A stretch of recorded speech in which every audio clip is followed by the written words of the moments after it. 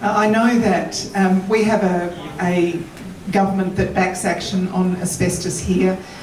In many countries, the union movement in particular, the NGO sector, health workers and others have been standing up demanding action from their governments, and that's not always easy. So I particularly wanted to acknowledge those people who are international guests tonight who will be making the case back in their homes to continue the global move to ban asbestos.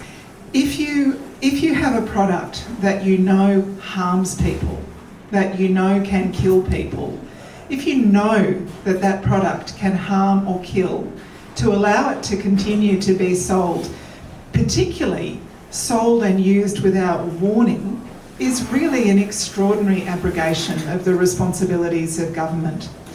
And for many of us in this room, I know that this is a personal story as well. Many of you would have worked with Bernie Banton, who was really the focal point for much of Australia's work. He personified the battle that we're engaged in Australia. But for many of us, it's even more personal than that. My dad worked on the Snowy Mountains, and there was asbestos blown around like snow in those tunnels. And he was lucky. He had shadows on his lungs, but he never proceeded to get mesothelioma. His friends weren't that lucky.